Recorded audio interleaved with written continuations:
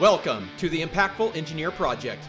I'm Steve Maxey, and with my co-host and brother Jake, we are here to bring you guidance, fresh ideas, and the tools to help you become an impactful engineer.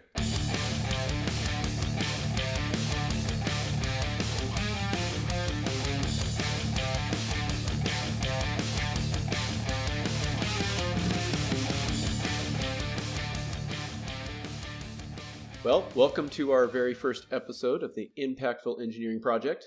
My name is Stephen Maxey, and I am joined here with my brother, Jake Maxey. So, what is the Impactful Engineering Project? It is a project that my brother and I decided to start because we felt that there's a need for extra guidance for new engineers, as well as engineers who've been kind of pigeonholed in a very acute role throughout their beginning of their career.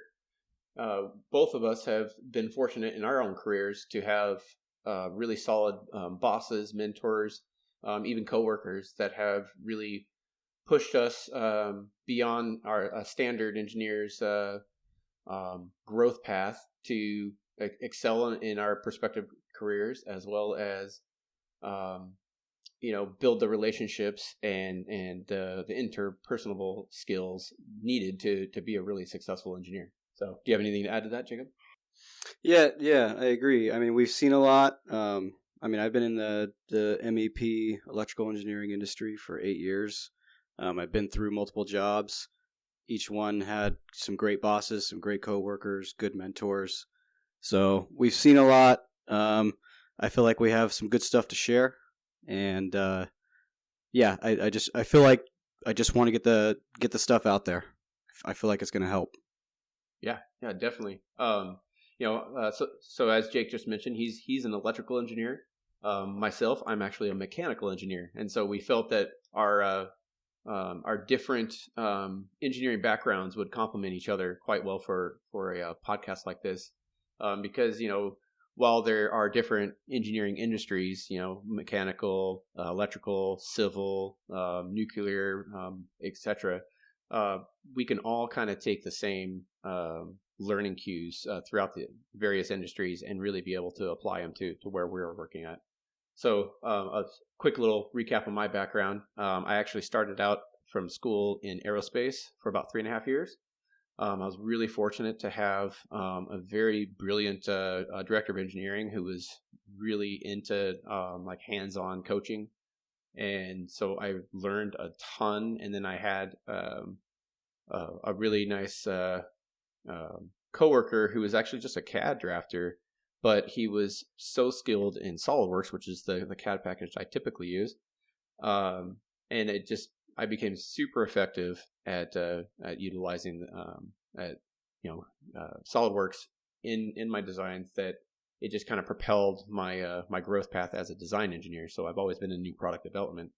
And then I was in the automotive industry, and in that industry, I really learned how to network and how to leverage relationships throughout the different parts of the company, as well as the industry as a whole, to grow as an engineer.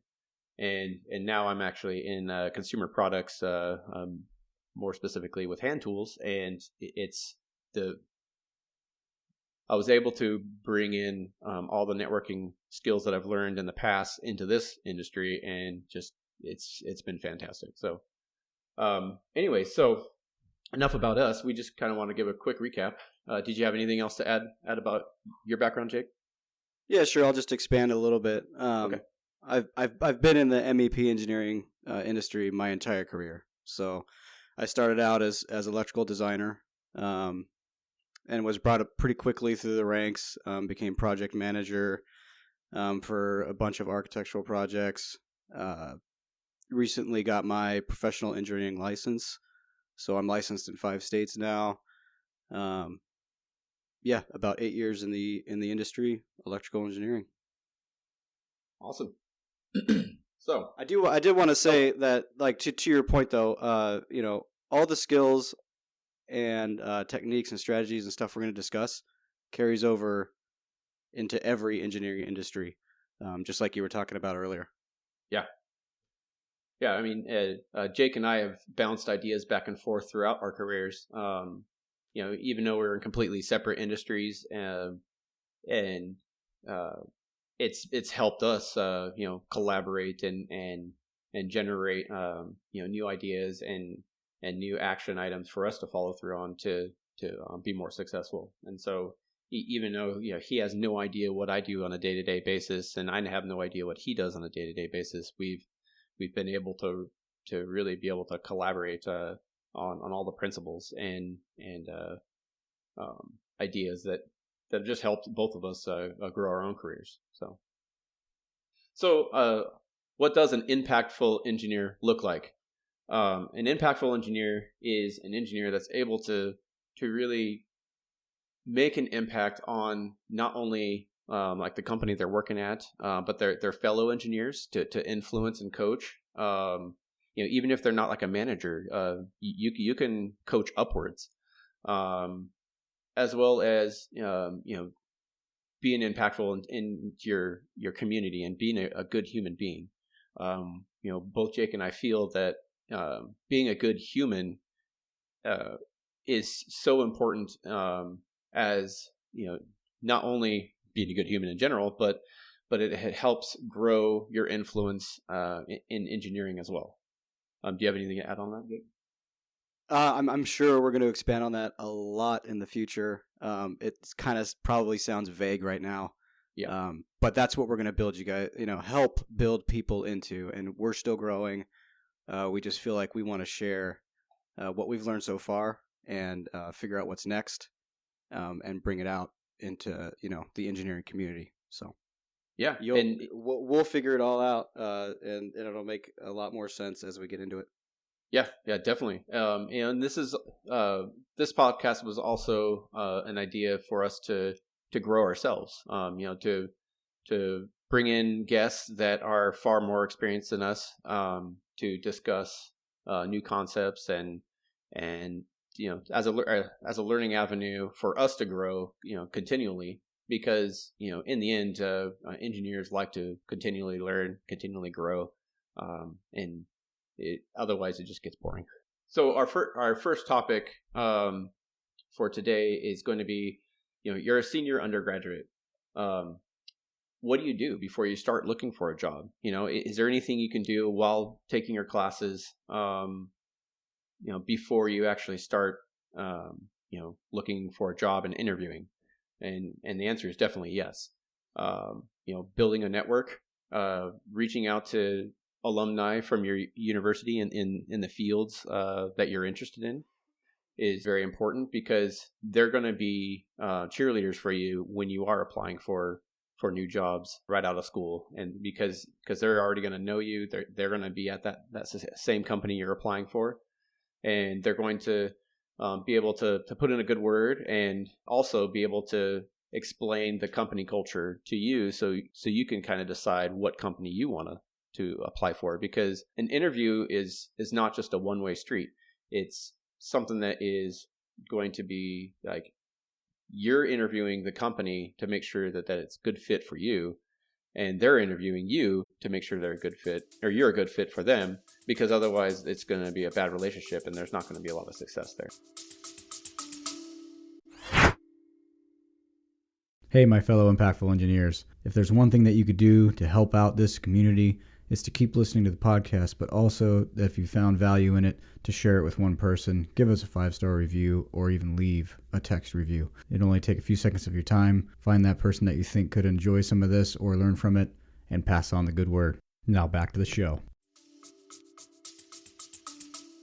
Yeah, and I would say this is, for not just the senior too. You can start this at any time in your undergraduate career education. Yeah, a lot more to come with preparing for an interview. Like Steve was saying, it's a two-way street. There's a lot of things you can do to direct the interview for you, and also figure out if you would be a good fit for the company based on what you're hearing as well.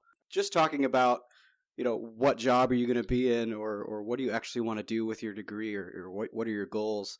As an undergraduate, I had no freaking clue. So The school I was in didn't have any co-ops or a program to get you, interning anywhere. And in general, just didn't really describe the many industries that are available when you have an engineering degree, especially, electrical, electronic engineering degree. So definitely recommend, figuring out what is the MEP industry. What would a more lab or scientific technical field look like? Instruments, marine engineering. There's a lot to do with autonomous and robotics nowadays. I mean, really research it, figure it out. A lot of the people I talked to and myself didn't really have a good idea of what we were going to do with our degree. It's not ultimately important that you know. You will develop a passion when you get out of school and you start looking for jobs, but put a little more into it than say what I did, and not get my first job and not even really know what the industry was when I got my first job. Yeah. When I was because you get busy, and yeah, that your focus doesn't really shift towards that. Yeah. A lot of times you're so ingrained in the classes themselves. You're just not thinking outside of that. You're just thinking Fourier transforms and all these hard equations, and you're just ripping your hair out. Yeah. So I was pretty fortunate in school that I did know what industries that I wanted to be in. And I ended up being able to join those. It took me a while.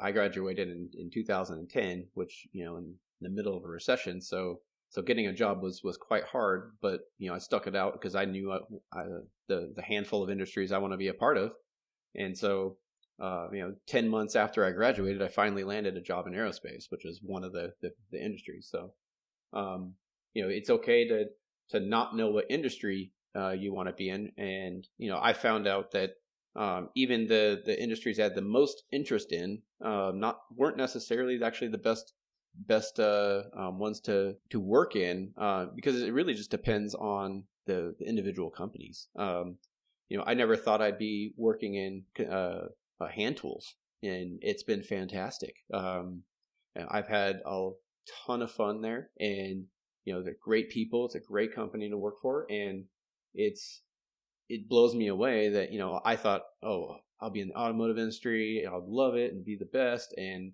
while I did have a lot of fun in certain jobs and in certain aspects of that part of my career, it actually kind of pales in comparison to what I'm doing now. And so I don't think the individual industry matters to the level that most young graduates think it does. Yeah, I absolutely agree. My last job, I was pretty miserable at. Didn't stay long because I knew I was miserable and I knew what my values were and that I needed to leave. But it's the same industry. I'm doing the same stuff at my new company, and I freaking love it. Yeah. So it's about the people, it's about the company, what they can do for you, what you can do for them, and weighing your core values against what that company can provide is a huge deal. Yeah. So another perspective on this question of how you decide like what industry or what type of engineering you want to work in, as your first job is, the different roles within your engineering field. So both electrical and mechanical engineering are pretty vast in the options you have. So, and they actually overlap quite a bit. So as far as mechanical engineering, you can go into more on the manufacturing side, designing tooling, assembly cells, etc. You can go into test labs where you're running tests on whichever the product is. There's a lot of standards to test things to, or you can go into new product development, which is where I've been for the vast majority of my career, where you're designing new products. That's kind of the sexy field of mechanical engineering that everyone wants to be a part of. But it's actually kind of a small portion of the options of mechanical engineering. and every industry could have different types of mechanical or electrical engineers. My company has mechanical engineers in the areas that I mentioned earlier, in testing, in new product design, and manufacturing. It's the same degree, but you have three different completely different areas within the company, Right. and different skill sets. We have electrical engineers as well in both the testing as well as the new product development. So And and you'll find out what you like.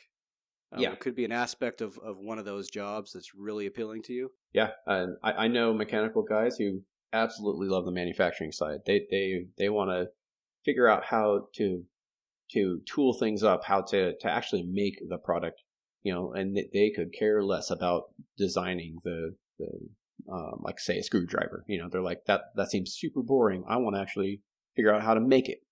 Um, Right. where me, like, I prefer the design aspect. I like doing the more artistic, ergonomic design and how to, calculate the stresses that needed for the product, etc. So, um, school is a good opportunity to try to figure out what, direction of or area of the engineering field that you like. But definitely keep an open mind, because there's so many different things that you probably don't even think of that could be super exciting and super fun. And Yeah. that's only half the equation. The other half is the people in the company. So Yeah. you could be doing something that is not as sexy, like, depending on who you are. It's for me, like, I don't particularly care for testing, but if I was a test engineer at a company that was amazing, then I would love to go to work every day. So the company's the other half of that equation, and so you want to learn how to identify good company culture, driven people, people who are in it to win, not to just collect a paycheck and work 8 to 5 kind of thing. So and that's something that we're touching on here, and we will elaborate on further episodes as well. Yeah, so just to kind of recap and get us back on track here. Yeah. So we were talking about you're in undergrad, maybe you're a senior. What should you be doing? One of them, which was we talked about for a while, was figuring out what industry you want to be in, or reaching out and seeing what industries are in your area or available, or that you could work for while you're in school. I would definitely do that. And then we kind of touched on just kind of more on the self reflection, figuring out who you are and um, what industry might suit you the best.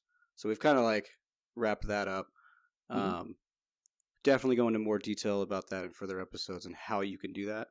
And maybe Steve, at the end, you can give them a one action item or something that they can take away that they can do right away. Yeah. I think that'd be beneficial. Um, Did we have another topic we wanted to discuss about you're in school? What we should really be focusing on? I mean, other than studies and getting through it. Yeah. You pretty much recapped that one. It's our other main bullet point for this episode was, how do you decide and what industry or type of engineering you worked on. But we covered that pretty well. I think. I think an action item is for those who are still in school, to contact anyone who is either a class above you or has recently graduated in your school, because typically there's some class level overlap when you're going through school, so you meet quite a bit of older classmen, um, and to reach out to them and see what companies they're at, ask them about the company culture, how they like it, what do they do on a daily basis, and just kind of interview the alumni from your school, and your program, to kind of get a better picture of what's out there. I think that would be a great first step, to kind of figure out where you want to go. Yeah, and I feel like today it's really easy, guys. Yeah. Get on social media. Everyone's got a profile that would be in your alumni class. Yep. I'm sure everyone, your professors would be glad to connect you with anyone you want to talk to. Also, the companies around your area that know of your school. I mean, you could straight up call them. Yeah. Let them know who you are, what you're trying to do, and if they have time for you to come by and just stop by real quick and have a discussion. Ask them about those if they offer internships. Maybe there's a co-op through your school. Hmm. Really look into all that. And even if you don't think you're going to be in the industry that the internships are available in, I still think it's worth your time making those contacts and working that part time and getting to know people and practice the things that you're going to hear on this show in the future with those people. Yep. Practice it with what you're doing right now in your classes, wherever you're working, whatever jobs you can get as internships. Just practice all the stuff now and develop it, and you'll be so far ahead of the competition when you're out there, competing for a job. Yep. Yeah. And definitely make a LinkedIn account. It is a valuable tool for hiring managers like myself. I interview people probably 3 times a week, and I always look at LinkedIn because it's kind of a living resume. And then you could see a lot of people will leave feedback on their connections. And it kind of gives you a little bit better insight into their experiences and skill sets than just a standard resume. So definitely create a LinkedIn account and fill out everything you possibly can, and ask students, professors, coworkers, if you just recently graduated and started your first job already, ask them to leave you recommendations on LinkedIn. It is a very valuable tool, and recruiters use LinkedIn very heavily to find new talent, because a lot of times that's really the best way to look for specific skill sets. Like my company looks for plastics all the time, and plastics is not something that is taught in school very heavily, and so you really have to find people who are in that industry, and finding those people and trying to recruit them. You go through LinkedIn because you can see their experiences and see the feedback from their peers. So Yeah. definitely create a LinkedIn account like now. Yeah, I agree. Yeah, I can't say it enough. Create the LinkedIn account. Not only, at first you're going to be promoting yourself, of course. People are very active. They will reach out to you. I get reached out to all the time, not just because of the years in the industry or the PE license or anything like that. But you make connections like crazy. But when you get that job and it's the one you really love and you want to start growing it and doing more than just your technical job, you can turn your page into a marketing machine for your current company as well. It's just it'll keep adding value as you go through your career. So start it now. Figure out how to use it. There's millions of books from many people on how to be good at it, and Yep. I definitely focus on that too. Yep. All right, guys. I think that's going to be a solid first episode for us. We have a lot more topics to cover, obviously, and then we're going to start bringing in guests once we start really rolling here to ask them questions and to get their insight into their companies, their fields in the industry, as well as those soft skills that are so critical, which we are definitely going to dive heavily into on almost every episode. And look forward to our next episode. And we'll talk to you later. Thanks. Hey guys, I hope you had a great time listening. Maybe you learned something new, maybe you got inspired. or at least took one thing away that you'd be able to use. Maybe you just had a good laugh. Impactful Engineering's hope and mission is that through this podcast, we can play a small part in expanding the reach and awareness of engineering and all of its many areas of application. The multiple engineering career paths available can be hugely rewarding as part of a fulfilled life, creating opportunity to impact nearly everyone in the modern world. An engineer's work helps to foster creation of new technologies, create safe and comfortable environments in which people can work, and lends to the sustainable future of everyone on the planet. The world needs more impactful engineers. Our vision is to provide engineers with the perspective and the tools to allow themselves the opportunity to become the most impactful engineers they can be. Included in our vision is to grow the impactful engineering community to a point where we can provide full ride scholarships to students in every single U.S. state every single year. This is an enormous goal, and with your help, we can get there. To start, we will continue to execute this mission in the way that we know how, having conversations, telling stories, and talking about what we find interesting and are passionate about. If the episode made you think, made you object, made you think you could possibly be doing something more with your day, or brought about an idea that you could spend more time on developing further, please share the show or recommend it to your friends. Even if you didn't personally think it was a huge help, there may be someone that you know that could benefit from it, and that's all we can ask for. Until next time on the Impactful Engineer Podcast.